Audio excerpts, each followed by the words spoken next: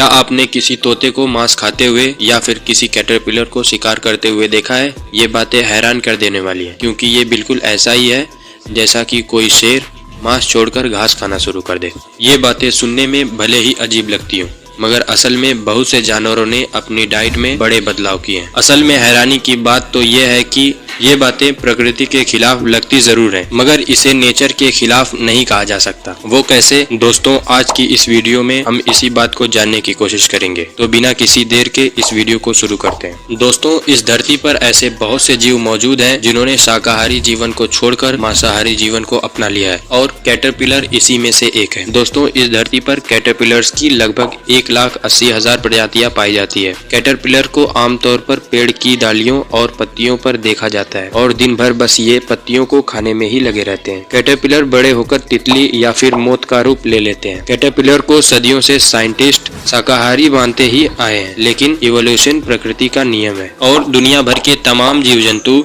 Evolution की इस प्रक्रिया को अपनाते आ रहे हैं। यदि किसी प्राणी को दूर दराज किसी सुनसान आइलैंड पर अकेला छोड़ दिया जाए तो वो इवोल्यूशन की इस प्रक्रिया को बहुत तेजी से अपनाएगा, क्योंकि अकेले रहने के कारण उसके अडॉप्टेशन की प्रक्रिया बहुत तेज हो जाएगी। हवाई आइलैंड पर कैटरपिलर की कई प्रजातियां पाई जाती हैं। दोस्तों, हैरानी की बात तो ये है कि यहाँ मौजूद लगभग 90% कैटरपिलर की प्रजातियां मांसाहारी यानी कि कार्निवोरस हो चुकी हैं। क्या कोई कैटरपिलर खूंखार हो सकता है? ये बातें एक्सेप्ट करना थोड़ा मुश्किल होता है, लेकिन हवाई आइलैंड पर कार्निवोरस कैटरपिलर को आसानी से देखा जा सकता है। हालांकि इस जगह पर पेड़ पत्तियों की कोई कमी नहीं है, फिर भी कैटरपिलर्स इनको छोड़कर कीड़े मकोड़ों का शिकार कर रहे हैं, और इनके शिकार करने का तरीका भी बहुत घातक होता है। इनके वार से कोई नहीं बच सकता। पलक झपकने की स्पीड से ये अपने शिकार पर टूट पड़ते हैं और उसे अपना भोजन बना लेते हैं। इनके सेंसरी ऑर्गन कमाल के होते हैं। अब सवाल ये आता है कि आखिर कैटरपिलर्स मांसाहारी क्यों बने? अगर इस सवाल का जवाब एक शब्द में देना हो तो बिल्कुल आसान होगा: स्वाद। अगर आपके सामने कोई स्वादिष्ट भोजन रख दिया जाए तो आप हरी पत्तियों को खाना बिल्कुल पसंद नहीं करेंगे। वेज और नॉन वेज जैसे उसूल जानवरों में कम देखने को मिलते हैं। उनके लिए तो हर चीज भोजन ही है। कैटरपिलर्स को मांस का स्वाद काफी पसंद आ रहा है, और इनमें से तो कई कैटरपिलर्स भूखे मर जाएंगे लेकिन पत्तियां बिल्कुल नहीं खाना चाहेंगे। हालांकि यहाँ के सारे कैटरपिलर्स मांसाहारी नहीं है, शाकाहारी हैं, जो आज भी पत्तियों को खाना पसंद करते हैं। जिस तरह से कैटरपिलर्स में बदलाव हो रहे हैं, अब वो दिन दूर नहीं जब बाकी बचे कैटरपिलर्स भी कीड़े मकोड़ों का शिकार करना शुरू कर देंगे। कैटरपिलर्स के आगे का हिस्सा काफी डरावना होता है और ये उसी से अपना शिकार करते हैं। ये बदलाव कुछ हफ्तों या महीनों में नहीं हुआ है, बल्कि इसमें हजारों या लाखों सालों का वक्त लगा होगा, और अब इन कैटरपिलर्स का वापस से शाकाहारी बनना लगभग नामुमकिन है। आज से करीबन 5 मिलियन साल पहले कैटरपिलर्स पहली बार हवाई आइलैंड पर आए थे। ये कैटरपिलर्स समुद्री जीवों के जरिए, पक्षियों के जरिए या फिर किसी लकड़ी पर तैरकर यहाँ पहुँचे होंगे। यानी इंसानों से लाखों साल पहले ये नन्हे जीव यहाँ रह रहे हैं, और ये इतने सालों में इवोल्यूशन की वजह से मांस को खाना शुरू कर दिया। जंगल की दुनिया में कैटरपिलर्स के सामने एक बड़ी चुनौती होती है: खुद को सुरक्षित रखना। चींटी और ततैया जंगल में इनके सबसे बड़े दुश्मन है। जिस तरह कैटरपिलर्स ने मांस खाना शुरू कर दिया, उसी तरह और भी जानवरों ने ये प्रक्रिया अपनाई है। यानी कि शाकाहारी से मांसाहारी बनना भी प्रकृति का ही नियम है। 19वीं शताब्दी में न्यूजीलैंड के लोगों ने तोते को भेड़ के ऊपर बैठे देखा। वो तोता सिर्फ वहाँ बैठा ही नहीं था, बल्कि वो भेड़ का मांस नोचकर खा रहा था। दाना और फल खाने वाला तोता आखिर ऐसा क्यों कर रहा था? दोस्तों, ये तोता किया था, जो अल्पाइन पैरट का एक मात्र जीवित प्रजाति है। किया पैरट काफी बुद्धिमान होते हैं। बर्फीले जगहों पर रहने की वजह से इन्हें पर्याप्त मात्रा में भोजन नहीं मिल पा रहा था। ऐसे में इन तोतों ने कमजोर भेड़ों को शिकार बनाना शुरू कर दिया। रेड मीट और गोश्त से इन्हें अच्छी मात्रा में ऊर्जा मिल जाती थी। तोतों को भेड़ का मीट काफी पसंद आने लगा, और उनके बाद सभी तोतों ने भेड़ों का मीट खाना शुरू कर दिया। साल 1884 में एक ही दिन इन तोतों ने लगभग 200 भेड़ों की जान ले ली थी। ये तोते भेड़ों को इतनी बुरी तरह नोचते थे कि उनका बचना नामुमकिन हो जाता था। रिसर्च के हिसाब से साल 1870 से 1970 के बीच लगभग 1.5 लाख भेड़ों को किया तोतों ने मार डाला था। यहाँ पर सवाल ये आता है कि तोतों ने आखिर भेड़ों का मांस ही क्यों चुना? एक थ्योरी के मुताबिक इंसान भेड़ों का मीट खाया करते थे, और खाना खाने के बाद जो बच जाता उसे बाहर फेंक फेंक देते थे। तोतों ने उस मीट का स्वाद चखा और उनके मुंह वो स्वाद चढ़ गया। उस स्वाद को ढूंढते हुए तोतों ने भेड़ों का भोजन करना शुरू कर दिया। इसके अलावा कुछ एक्सपर्ट का कहना यह है कि तोते ऊन जैसे पौधों को खाना काफी पसंद करते थे और भेड़ों को वही पौधा समझकर खाने लगे, और जब वो ऊन को नोच रहे थे तभी उनकी चोंच ने भेड़ों की स्किन को भी नोच लिया। अंदर से रेड मीट का स्वाद तोतों को और ज्यादा पसंद आया और इस तरह से शाकाहारी तोते मांसाहारी में बदल गए। और अगर हम बातें करें जलीय जीवों की तो पिरान्हा मछली बहुत ही खूंखार शिकारी मानी जाती है। दोस्तों, कहा जाता है कि पिरान्हा भी एक समय शाकाहारी मछली हुआ करती थी जो पानी में मौजूद घास और पौधों को खाना पसंद करती थी, मगर जलीय जीवों की संख्या बढ़ने के कारण भोजन में कमी आने लगी। इवोल्यूशन के जरिए पिरान्हा शाकाहारी से मांसाहारी में बदल गई और इस इवोल्यूशन में पिरान्हा को लगभग 5 मिलियन साल का बेहद ही लंबा समय लगा। दोस्तों, धरती पर मौजूद हर प्राणी को सरवाइव करने के लिए खुद को बदलना पड़ता है। ये बदलाव अनुकूल भी हो सकता है और प्रतिकूल भी। ये तो उस जीव पर निर्भर करता है कि वो किस वे में इसे लेना चाहता है। उम्मीद करते हैं हमारी आज की वीडियो आपको पसंद आई होगी। अगर हाँ तो इस वीडियो को एक लाइक जरूर करें और हो सके तो अपने दोस्तों के साथ इसे शेयर करना ना भूलें। धन्यवाद।